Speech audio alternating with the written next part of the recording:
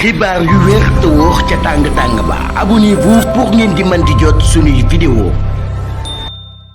jërë ngeen jëf ci ànd ak ñun ci chaîne bii di Buzz 221 HD chambre criminelle bu Ziguinchor daan nay xoolaat mbirum féminicide boo xam ni choqué woon na ñu bëree bëri loolu de daal day impliqué Omar Sadio moom mi ñu xam ne nii dafa faat ab nekkaaleem di Binta Diatta ci seen appartement ba nekkoon ca quartier Montagne ca Cap Skirring. mbir mi ngi xew ci weeru février atum 2024 bu ñu sukkandikoo ci l'enquête bi accusé bi moom mii day moo daal dem ci brigade territoriale de Cap Skirring ngir signaler génnuk àdduna wala néewu soxna soose yi nga xam ni daan na koy fekk sur place. les gendarmes ci boobu nag daan nañ constaté woon ay blessures yu bëree bëri ci néewu victime boobee. ci loolu yi nag daal investigation yi nga xam ne daan nañ koy amal ci appartement bi daan nañ tax ñu di retrouver ab coup portant des traces de sang considéré comme l'arme du crime. autopsie bi nag daan nay conclure woon ab mort boo xam ni bu violent la ci loolu yi nag mu daal di provoqué par ab importante hémorragie et des graves blessures au niveau des coups.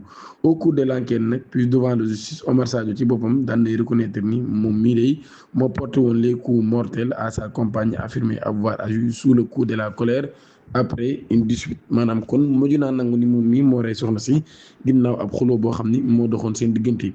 le ministère public nag daan na estimé que ni les faits étaient clairement établis et a demandé la requalification de l'assassinat en meurtre avant de requérir une peine de 20 ans de travaux forcés contre l'accusé.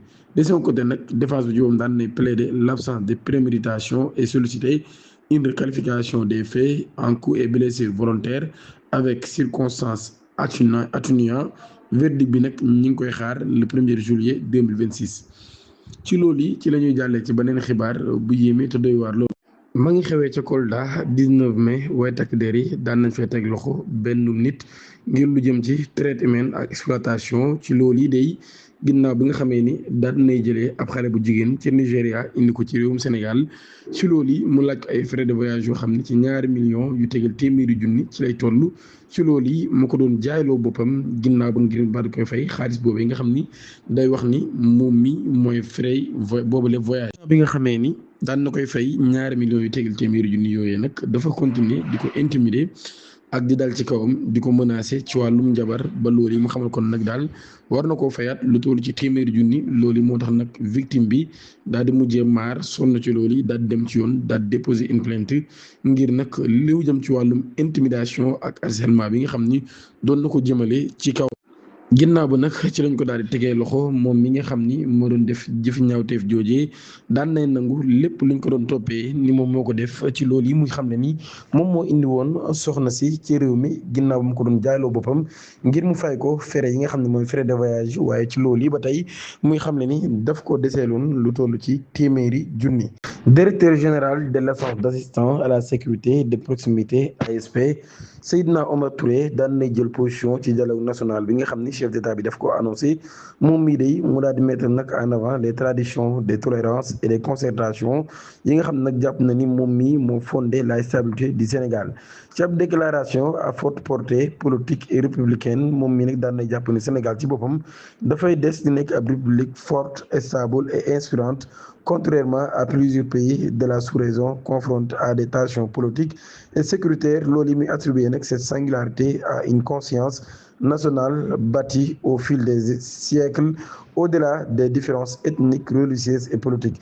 moom mi daan nay jàpp nag héritage boobee dafa reposé wu ci ay sacrifices des générations précédentes et sur une culture du dialogue profondément ancré dans la société sénégalaise. Faire du dialogue un axe majeur de gouvernance n'est pas une nouveauté car il s'inscrit dans l'ADN même de la République sénégalaise, soutient-il. de moom mi muy fàttali nag daal démarche boobee daan nay constituer l'une des pierres angulaires du vivre ensemble sénégalais. Seydina Omar Touré nag jàpp na ni président Bassirou Diomaye Faye ci boobu nag daan nay prolonger cette tradition. Il considère que l'appel au dialogue lancé par chef d'État traduit une volonté de gouverner dans l'écoute, la concertation et la recherche des consensus. DG ASP bi kon nag daal mi ngi mettre en garde contre le discours haineux, l'intolérance, la supervision, la rancœur et la violence yi nga xam ne jàpp na nag daal lu incompatible la ak li nga xam ne moo di suñu ay valeur ni nga ngeen abonné activé cloche notification bi te aimé vidéo bi jërë